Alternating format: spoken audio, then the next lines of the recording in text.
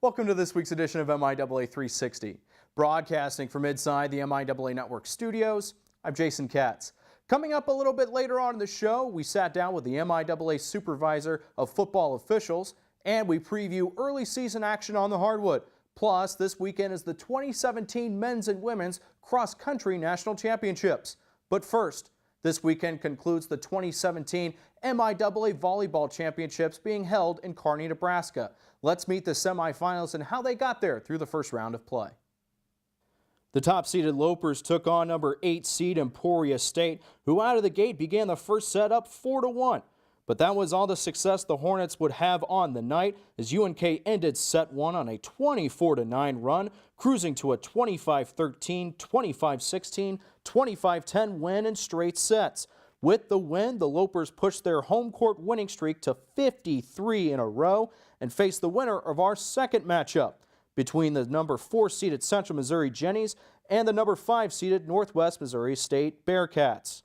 The Bearcats got out to an early 1-0 lead on the road, but thanks to senior Casey Holand's 20 kills, including her career number 800th, the Jennies stormed back to take the next 3 sets to win the match 25-22, 25-15, and 25-19. Head coach Flip Piontek and the Jennies reached the tournament semifinals for the 21st time in the past 22 seasons. The second-seeded Missouri Western Griffins took on the number 7 seed Washburn Ichabods. Each set was close throughout, but the Griffins earned the sweep with a 25-21, 25-19, and 25-15 win. With the win, the Griffins matched the program's longest win streak in 22 seasons and gave head coach Marianne Carbon's 99th career win. The opportunity for number 100 will come against the winner of our final matchup between the number 3 seeded Central Oklahoma Broncos and the number 6 seeded Lindenwood Lions. The Broncos trailed early in the first set, but thanks to an 8-1 run, UCO would regain the lead and never look back, en route to a 3-set sweep, 25-20, 25-18, 25-20 win. Junior Jordan Spence led the way with 12 kills, 6 blocks, and 1 ace. For more information on this weekend's 2017 MIAA Volleyball Championships, visit themiaa.com and click on the Championships tab.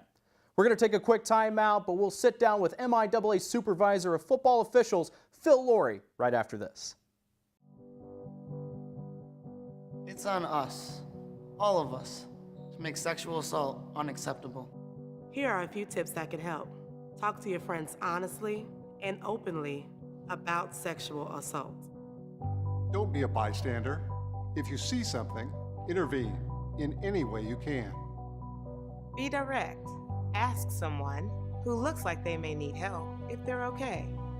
It's on us! Welcome back into this week's edition of MIAA 360. I'm pleased to be joined here with the Supervisor of Football Officials, Phil Laurie. Phil, thank you so much for taking the time to come here today and tell us all about your career and everything that goes into being the Supervisor of Officials here in the MIAA. Well, thank you for having me here. Really, the career is, as far as officiating, we'll get into, I'm sure. Yeah. But in the MIAA, I started 10 years ago, and Jim Johnson was the commissioner. And I interviewed with Jim, and we talked it over. And you know, originally I was going to be a helper for 1 year and then take over. And about a month later, it changed to I took over, and the schedule was already set. The officials were already hired, and so I had a year there where I was just going through the season and helping everybody get better. Now, talk a little bit about how the evolution of not only officiating, but obviously on the football side of things, where it used to be just a couple months out of the year, during the season, and then once the off season hit, you didn't really do anything. But now it's a year-round commitment where there are different events that you guys put on for officials.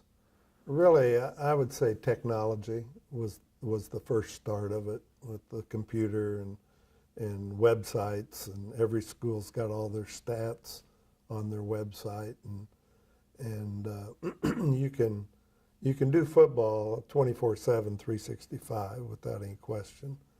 And officials have started doing some of that. The preparation back in the day when I was officiating was, you get to July and say, I better get in shape. We're going to start in August and go to practices in August and then games. And now it's the season's over, just ended for most of our teams. Coaches are putting the equipment away and cleaning it up and get ready for spring ball. Officials do the same thing. A lot of our guys will work basketball, but football, starting in January, there'll be clinics and camps, and our guys will go to at least 2 clinics, 2 camps, have monthly meetings in their areas, whether it be the Omaha area or Kansas City or Joplin or Tulsa or wherever, monthly meetings. So they're doing something every month to prepare for MIAA football. Now we're going to backtrack a little bit and talk a little bit about your career, where officiating really wasn't something that came into your mind until you got into college, correct? That's correct. I was taking a class at Pittsburgh State, where I went to school, and called sports officiating.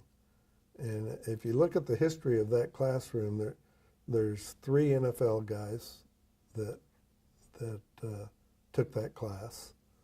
And it's very interesting. I liked it. I was a basketball guy, wanted to be a basketball official. And through college, I worked a lot of intramurals and didn't even think about football. It was basketball for me. I graduated from Pittsburgh and went on to Topeka to be a junior high school coach. So that allowed me some time to officiate, put some food on the table, that type of thing. And so the weekends were basketball officiating. And then a guy moved away from my brother's crew. He was a referee in high school football in Topeka. And he wanted me to help and get on the crew, and I didn't want to. I never played football. 4th grade is when I played. And boy, I fell in love with it and quickly changed from basketball to football and followed John around. He was a referee in the Big 8, and I'd go to their scrimmages, and when somebody didn't show up, I had my stuff in the car and got to do some things, and quickly found out I can do this, so I'm ready. And I mean, obviously your career evolved from, not only being a Big 8 official, but obviously into the Big 12, where you had a very nice long career as being an official at the Division I level.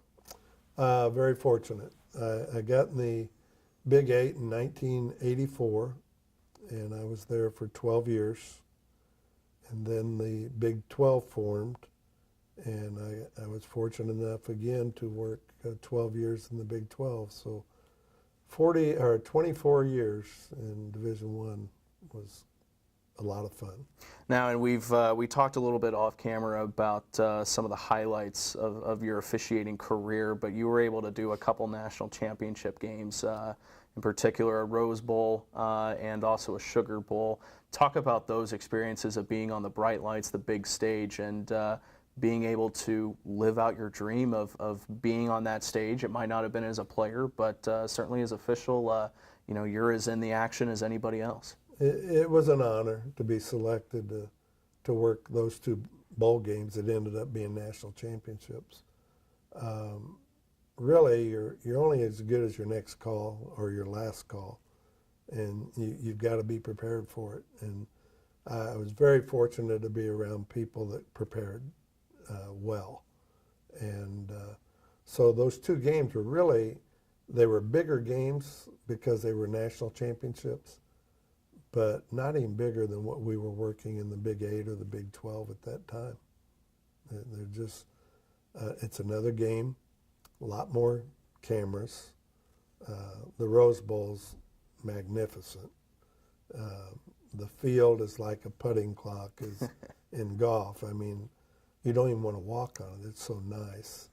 and the scenery and the parade and all the, you take the whole family and everybody just enjoys it like crazy. And the Sugar Bowl was Florida State national championship, and again, that was a lot of hype.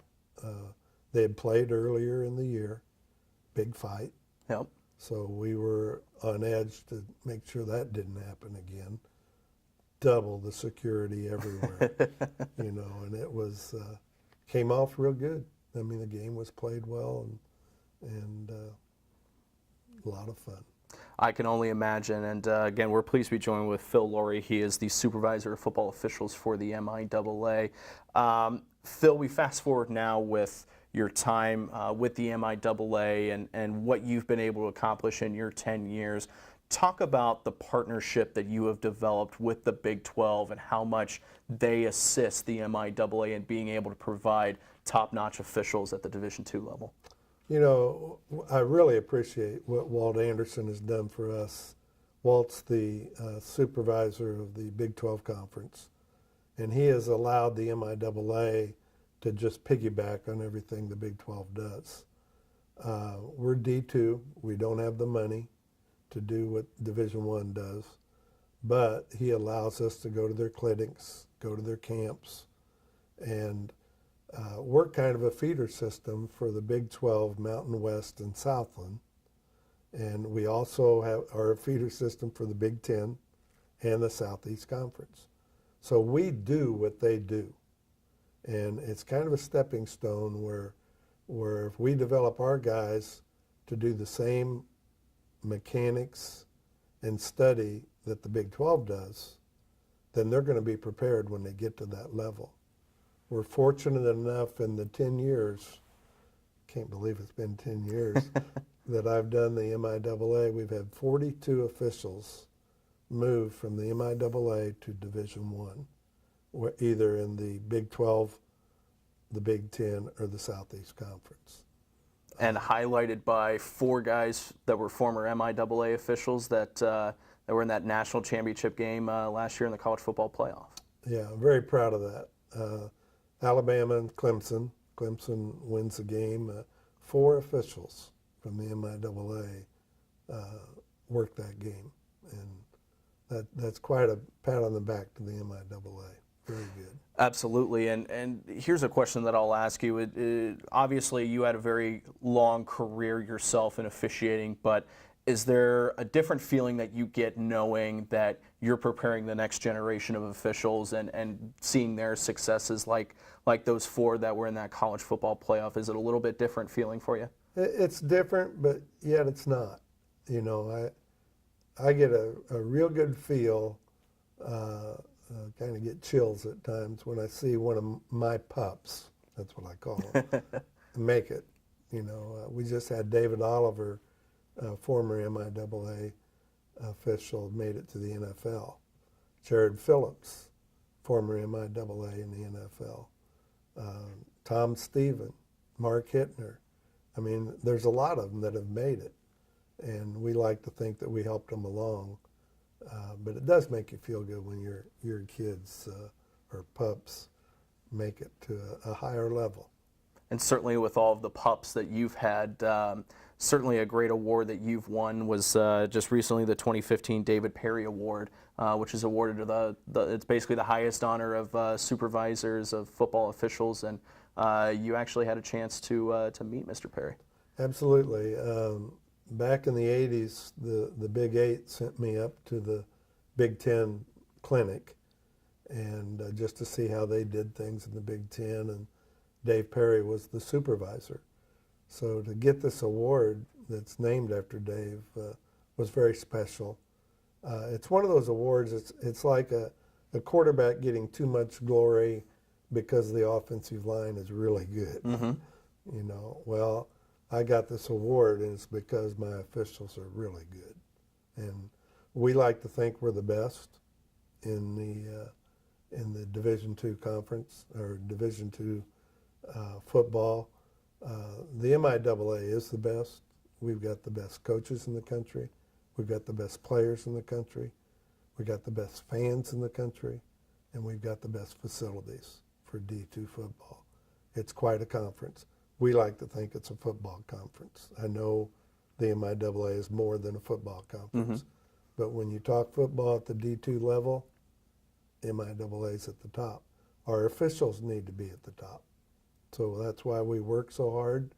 That's why I hire people with passion for the game and to officiate, and it pays off. Now, and certainly through your long career, and this will be the last question we'll ask you here on MIAA 360, what would you like your legacy to be as far as an official or as a supervisor of officials? Boy, my legacy, you know, that we helped develop the best program in the country and maintained it. There's always going to be arguments. Was it holding? Wasn't it holding? Was it interference? Not interference. But if we develop men and women of character and they can put that into the game and it's fair for both teams, let the best team win that day. You know, there's a lot of things that go on in sports and athletics and officiating, but if you have people of character that are out there for the right reasons, the game, the coaches, the players, the fans, and let the kids play and have a winner, that's important. So if we leave that legacy, I'll be happy with it. Phil Laurie, he is the supervisor of football officials here in the MIAA. Phil, thank you so much for your time. We appreciate it. Okay, thank you. We're going to be back with much more MIAA 360 coming up right after this. Being a champion takes more than talent, more than the perfect pass, more than using your head. Being a champion takes the spirit to always push harder, the ability to overcome any hurdle, and the fire to be the best. Welcome to Division II, where the pursuit is yours to create. And the question isn't, can you do it? It's, will you? Welcome back to MIAA 360. On Tuesday, November 21st will be the 2017 Men's Basketball Challenge held at Municipal Auditorium in downtown Kansas City, where over the course of 3 games, 4 MIAA schools will be represented. And our first matchup of the day at 4 p.m. features East Central University taking on the University of Central Missouri Mules. Head coach Doug Carlskent features 6 area kids, including Blake Spellman of Lee Summit High School, who was the 2016 Dorena Award winner. In our second matchup at 6 p.m., the Newman University Jets take on the Pittsburgh State Gorillas. First-year head coach Kim Anderson features 3 Kansas City area kids. Anderson was the former head coach at the University of Missouri-Columbia, and before that, the University of Central Missouri, where he won a national championship back in 2014. And in the nightcap at 8 p.m., which features 2 MIAA schools, first-year head coach Brett Ballard and the Washburn Ichabods feature 9 Kansas City area kids, including Brady Skeens of Shawnee Mission Northwest, who is the 2-time defending MIAA Defensive Player of the Year. The Ichabods will face the #1 ranked team in the country, the defending national champion Northwest Missouri State Bearcats. Head coach Ben McCollum features 5 Kansas City area kids, led by last year's NABC Player of the Year and former Blue Springs South Jaguar Justin Pitts. To purchase your tickets for the 2017 Men's Basketball Challenge, visit Ticketmaster.com or go to the Municipal Auditorium box office. We're going to take a quick time out, but much more MIAA 360 coming up right after this. The American dream to me as an immigrant means having the opportunities that my parents didn't have.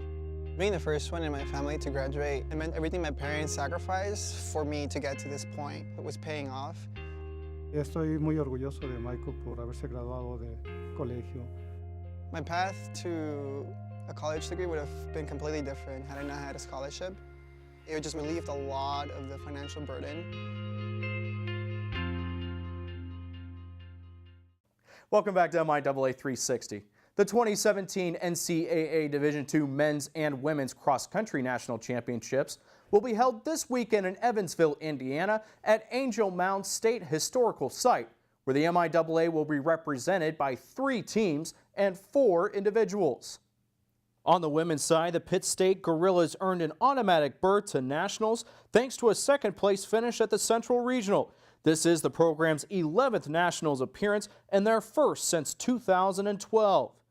The Missouri Southern Lions earned a bid thanks to a second-place finish at the Central Regional, led by a ninth-place individual finish from Nixon Kiptu and Tyler Rush, who finished 11th.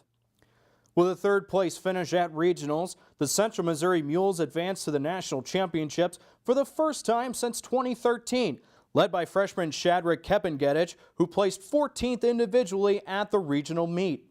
The MIAA individual qualifiers include Mary Carr of Southwest Baptist University. The senior is making her third straight trip to nationals, while freshman Sierra Mortensen of Washburn will compete in her first. The Ichabod men will be represented by Jacob Clems, making his second nationals appearance, and for the first time in 15 years, Emporia State's Brian Newkirk will represent the Hornets in Evansville on Saturday. Best of luck this weekend to all of our runners. And that's our show for this week. We'll be back the week of Monday, November 27th. From all of us here at the MIAA Network, I'm Jason Ketz. Have a wonderful Thanksgiving holiday, everyone, and until next time, bring your A game.